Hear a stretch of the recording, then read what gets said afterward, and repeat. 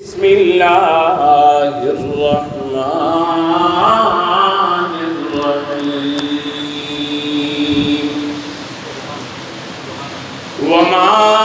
امروا الا لیعبدوا اللہ مخلصین لہ الدین صدق اللہ خالقنا العظیم وصدق رسوله النبي الكريم ونحن على ذلك لمن الشاهدين والشاكرين والحمد لله رب العالمين.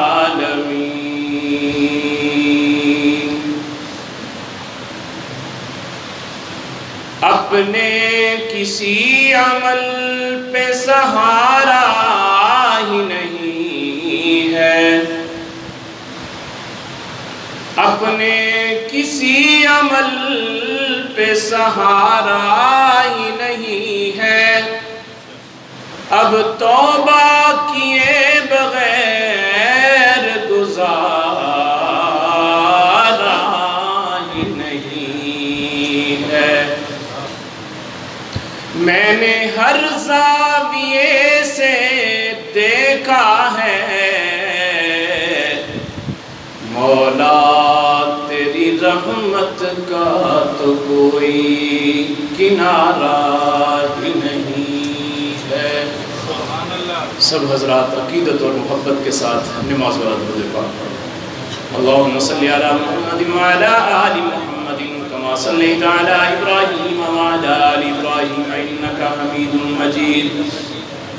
اللهم بارك على محمد وعلى آل محمد كما باركت على إبراهيم وعلى آل إبراهيم إنك حميد مجيد. گرامی قدر سامعین، معزز حاضرین، بزرگوں، دوستوں اور نوجوان ساتھیوں، حدیث پاک میں آتا ہے کہ لوگوں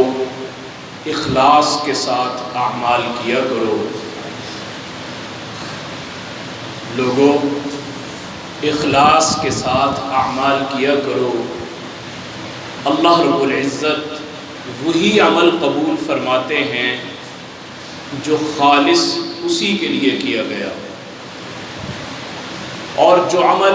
اللہ کی رضا کے لیے کیے گئے ہوں اللہ رب العزت کے ہاں اعمال وہی قبول ہوتے ہیں، اس کے علاوہ اعمال قبول نہیں ہوتے. اور اعمال کی قبولیت کے لیے دو شرطیں ہیں. ایک شرط اعمال سنت نبوی کے سانچے میں ڈھلے ہوئے ہوں، یعنی سنت نبوی کی اس عمل پر مہر لگی ہو تو وہ عمل اللہ کے ہاں قبول ہوتا ہے. اور دوسری شرط کہ وہ عمل جو ہم کر رہے ہیں وہ عمل سنت نبوی کے سانچے میں ڈھلے ہونے کے ساتھ ساتھ اخلاص کے ساتھ عمل کیا جائے تو پھر اللہ رب العزت اس کو قبول فرماتے ہیں. ایک آدمی عمل تو سنت کے مطابق کر رہا ہے مگر اس کا دل ریاکاری سے بھرا ہوا ہے اور یہ چاہ رہا ہے کہ اس پر لوگ میری تعریف کریں، اور لوگوں کی تعریف کے لیے وہ کام خیر کا، اچھائی کا، بھلائی کا کام سر انجام دے رہا ہے. فرمایا ایسا عمل اللہ کے ہاں قابل قبول نہیں ہے، اس لیے کہ اس نے اس میں شرک کر لیا ہے. اور شرک کیا ہے؟ لوگوں کو دکھانا. یہ بھی ایک شرک ہے، اس کو شرک اصغر کہا جاتا ہے کہ کوئی عمل ریاکاری کے لیے کیا جائے، کہ میں لوگوں کو دکھانے کے لیے نماز پڑھ رہا ہوں، میں لوگوں کو دکھانے کے لیے روزہ رکھ رہا ہوں، میں لوگوں کو دکھانے کے لیے قربانی کر رہا ہوں، میں لوگوں کو دکھانے کے لیے حج کر رہا ہوں، میں لوگوں کو دکھانے کے لیے صدقہ کر رہا ہوں، میں لوگوں کو دکھانے کے لیے خیرات کر رہا ہوں، میں لوگوں کی واہ واہ کے لیے سارے اچھے کام سر انجام دے رہا ہوں. فرمایا ایسا عمل اللہ کے ہاں قابل قبول نہیں ہے. دنیا میں تو واہ واہ ہو جائے گی، دنیا میں تو لوگ تعریف کر دیں گے، لیکن اللہ کے ہاں اس کا اجر بالکل نہیں ملے گا. اور یہ عمل اللہ کے ہاں اخلاص سے چونکہ خالی ہے، اس لیے یہ بے قیمت ہے اور بے وقت ہے، اس کی کوئی قدر و قیمت نہیں. تو اس لیے حدیث پاک میں آتا ہے کہ اپنے اعمال کے اندر سب سے پہلے اپنے اعمال کو جانچ کر پرکھ کر دیکھو کہ میں یہ عمل جو کر رہا ہوں، میری اس عمل کی بنیاد کہیں ایسا تو نہیں کہ میں ریت کے اوپر ہی اتنی بڑی عمارت کھڑی کر رہا ہوں. اب ریت کے اوپر جتنی بڑی عمارت بھی آپ کھڑی کر دیں گے، وہ بنیادیں مضبوط نہیں ہیں، اس لیے بنیادوں کے بغیر وہ عمارت کھڑی نہیں ہوگی. تو جتنا بھی اچھے سے اچھا عمل ہوگا اس کے لیے بنیاد مضبوط ہونی چاہیے، اور وہ بنیاد اخلاص کی بنیاد ہے کہ ہمارے اندر اخلاص سے نیت ہو. ہم کوئی بھی عمل کر رہے ہیں تو اخلاص سے نیت سے کریں تو ہمارا عمل اللہ کے ہاں قبول ہے. وہ چھوٹا سا عمل بھی ہے. فرمایا کہ اگر ایک کھجور بھی ایک انسان صدقہ کرتا ہے، اللہ کے لیے کرتا ہے، اللہ کی رضا کے لیے ایک کھجور کا دانہ بھی صدقہ کرتا ہے، اللہ احد پہاڑ سے بھی زیادہ سونا صدقہ کرنے کا ثواب اس کے نامہ اعمال میں درج فرما دیتا ہے. اس لیے کہ اس کا وہ ایک دانہ خرچ کرنا بھی اخلاص پر مبنی ہے. یہ اخلاص کے ساتھ وہ عمل کر رہا ہے، تو اللہ ہمارے اعمال کے اندر اخلاص پیدا فرما دے. حضرت جنید بغدادی رحمت اللہ علیہ فرماتے تھے کہ میں نے حجام، یہ حجامت کرنے والے ایک حجام سے اخلاص سیکھا. حضرت جنید بغدادی جیسی شخصیت فرماتے ہیں کہ مجھے اخلاص کا مفہوم جو سمجھایا وہ ایک حجام نے، ایک نائی نے سمجھا دیا کہ اخلاص کیا ہوتا ہے. فرماتے ہیں میں مکہ مکرمہ کے اندر تھا، میرے پاس پیسے نہیں تھے کہ میں وہ پیسے دے کر جو ہے وہ کر لیتا، حجامت بنوا لیتا. فرماتے ہیں کہ میں ایک حجام کے پاس چلا گیا اور جا کر میں نے اس سے کہا کہ بھائی میں حجامت بنوانا چاہتا ہوں مگر اللہ کے نام پہ بنوانا چاہتا ہوں، میرے پاس کچھ نہیں ہے تمہیں دینے کے لیے، اللہ کے نام پہ میری حجامت بنا دو. فرماتے ہیں کہ میں نے اتنی بات کہی تو وہ آدمی کسی کے بال بنا رہا تھا، وہ نائی کسی اور کے بال بنا رہا تھا. اس نے اسی وقت اس سے درخواست کی کہ میرے بھائی نام اللہ کا آ چکا ہے، نام اللہ کا آ چکا ہے، آپ کی مہربانی ہے تھوڑی دیر انتظار کر لیں، میں پہلے اپنے اس بھائی کے بال بنا دوں، اس کے بعد آپ کی حجامت بنا دوں گا. فرماتے ہیں کہ وہ آدمی اٹھ گیا اپنی جگہ سے. اس نے حجام نے مجھے اس سیٹ پر بٹھایا اور بٹھا کر میری حجامت شروع کرنے سے پہلے میرے ماتھے پر بوسہ دیا، میرے ماتھے پر بوسہ دیا اور بوسہ دے کر بڑی محبت سے میرے بال بنائے. اور بنانے کے بعد ایک کاغذ کا ٹکڑا لایا، اس میں چاندی کے کچھ ٹکڑے تھے چھوٹے چھوٹے، وہ لا کر مجھے کہا کہ میرے بھائی یہ بھی قبول کر لو، اپنی ضرورت کے اندر اس کو بھی کام میں لے آنا. فرماتے ہیں کہ میں نے اس دن نیت کی کہ اگر مجھے اللہ رب العزت کچھ مال دیں گے تو میں سب سے پہلے آ کر اس نائی کو میں ادا کروں گا. فرماتے ہیں کہ میں اس سے لے کر چلا گیا اور جا کر میں نے کچھ عرصے کے بعد جب میں واپس آیا میرے پاس جب مال آیا تو میں نے آ کر اس نائی کو وہ تحفہ، ایک اشرفیوں کی تھیلی مجھے بھری ہوئی کہیں سے تحفے میں ملی، میں نے وہ پیش کی اس کو. تو اس نے اتنا اس پر ناراضگی کا اظہار کیا، کہنے لگا کہ تم کیسے بندے ہو کہ پہلے اللہ کے نام پہ مجھ سے بال بنوائے اور اب اس کا مجھے معاوضہ دینے کے لیے آ گئے ہو. اللہ سے بڑھ کر معاوضہ مجھے اور کون دے سکتا ہے؟ میں نے تو کام تمہارے لیے نہیں کیا تھا، میں نے تو اپنے مالک کو خوش کرنے کے لیے کیا تھا. اگر میرا مالک اتنے سے کام پہ مجھ سے خوش ہو جائے تو میرے لیے اس سے بڑا اعزاز اور کیا ہوگا. مجھے آپ سے کچھ نہیں چاہیے، لے جائیں اپنی ساری اشرفیاں، میں صرف اور صرف اپنے اللہ کے لیے کام کر رہا ہوں، میں نے دنیا کے لیے کام نہیں کیا. فرماتے ہیں مجھے اس دن سمجھ آئی کہ واقعی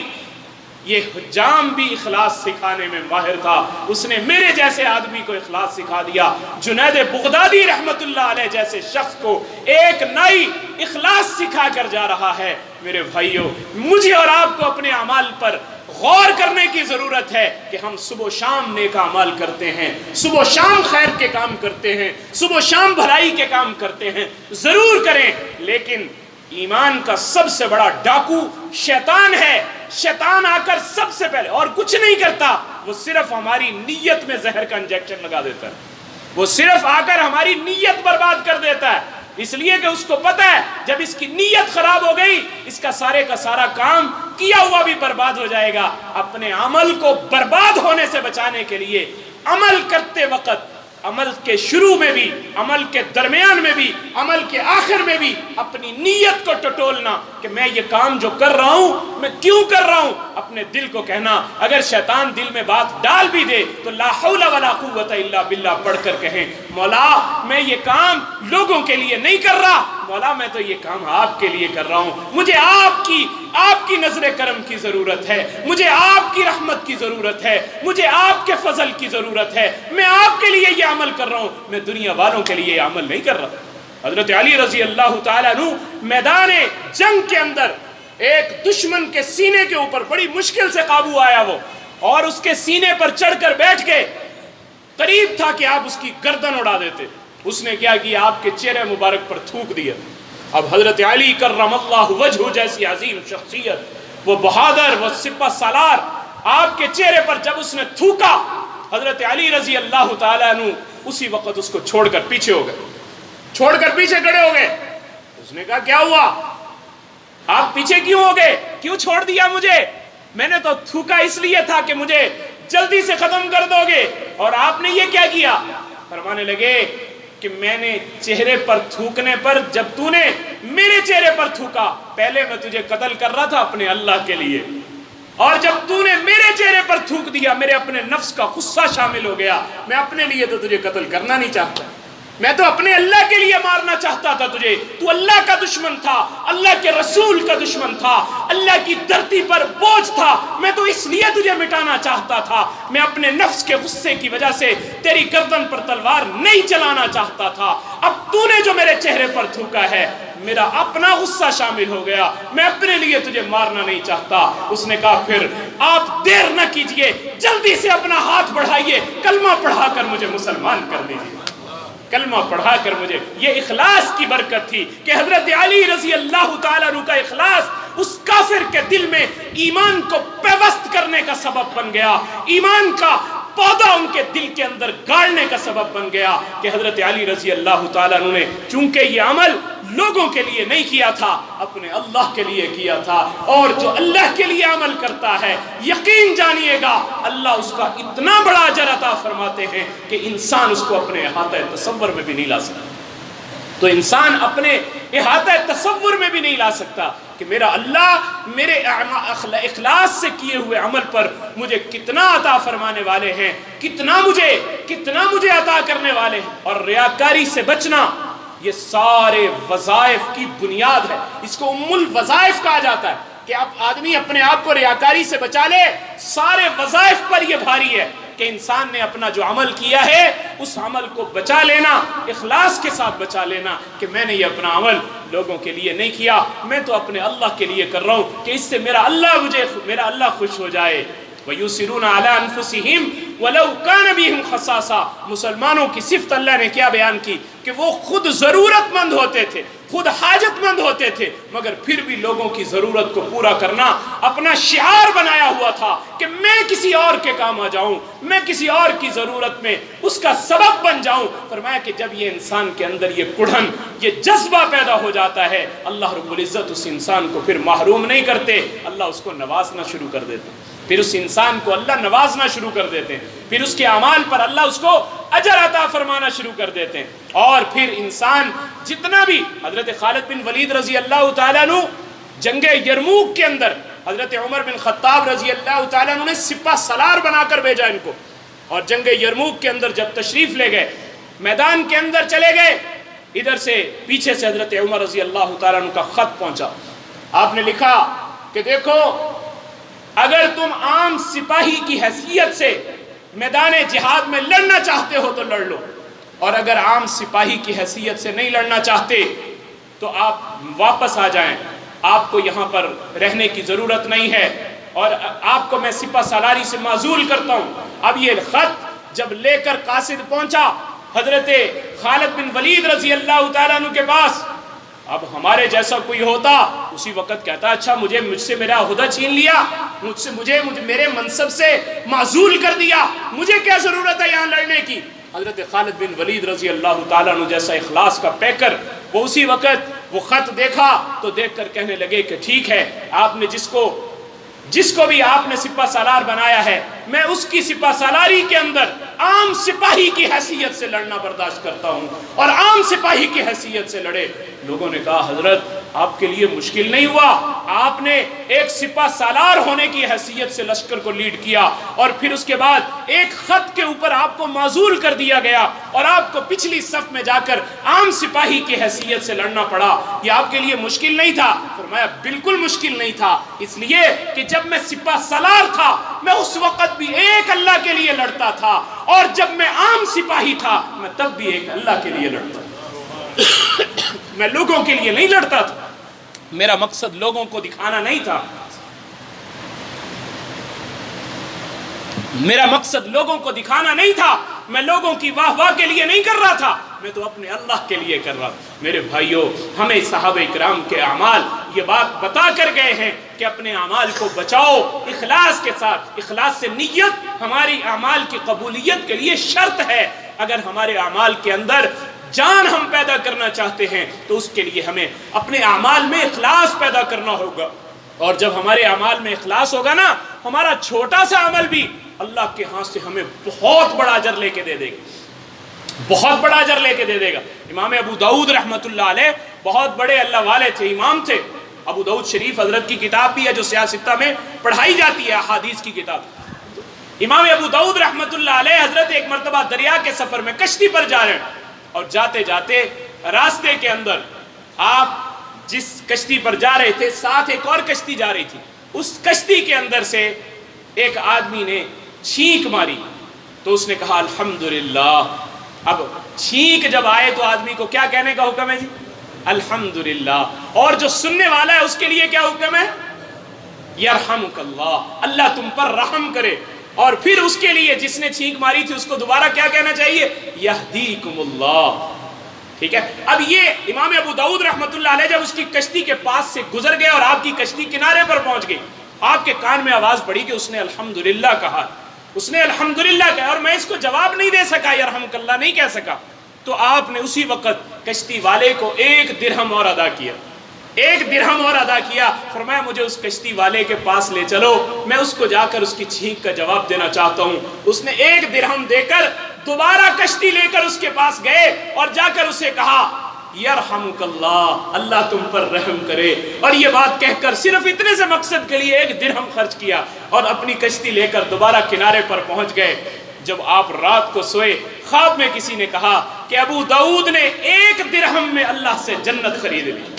ابو داؤد نے 1 درہم میں اللہ سے جنت خرید لی۔ ایک چھوٹا سا عمل، ہم بسا اوقات بہت بڑے بڑے اعمال کو ہم اپنی زندگی میں انجام دیتے اور چھوٹے اعمال کو اس وجہ سے چھوڑ دیتے یہ تو چھوٹا سا عمل ہے، اس پر کیا ملنے والا ہے؟ میرے بھائیوں، چھوٹا سا عمل بھی اگر اخلاص سے کیا ہوا ہے اللہ کے ہاں وہ قبول ہو گیا ہے، یقین جانیے گا اس پر اللہ اتنا نوازتے۔ حدیث پاک میں آتا ہے کہ اللہ نے ایک آدمی کی صرف اس وجہ سے بخشش کر دی کہ وہ جا رہا تھا، اس نے دیکھا یہ ٹہنی، درخت کی ٹہنی جھکی ہوئی ہے سڑک کی طرف اور ہر آنے جانے والے کے ماتھے میں بجتی ہے، سر پہ لگتی ہے۔ اس نے آ کر اس ٹہنی کو کاٹ دیا کہ یہ لوگوں کے لیے تکلیف کا سبب ہے۔ میرے محبوب علیہ السلام نے ارشاد فرمایا اللہ نے ایک ٹہنی کو، تکلیف دے ٹہنی کو راستے سے ہٹانے پر اس آدمی کے لیے مغفرت کا فیصلہ فرما دیا۔ ایک تکلیف اب اخلاص سے کیا ہوا یہ چھوٹا سا عمل بھی اللہ کے ہاں قبول ہو جاتا ہے۔ میرے بھائیوں، اپنے اعمال کے اندر ہمیں جانچنا ہے، اپنے اعمال کو پرکھنا ہے اور اپنے اعمال میں اخلاص پیدا کرنا ہے۔ ہمارے پیارے حبیب علیہ الصلوۃ والسلام نے ہمیں یہی بات سکھائی ہے کہ اپنے اعمال کے اندر اخلاص پیدا کرو۔ ہمارا عمل اگر چھوٹا بھی ہے لیکن وہ اخلاص سے بھرپور ہے تو یقین جانیے گا وہ ہیرا ہے، اس کی قیمت ہم اندازہ نہیں کر سکتے کہ اس ڈائمنڈ کی کتنی قیمت لگنے والی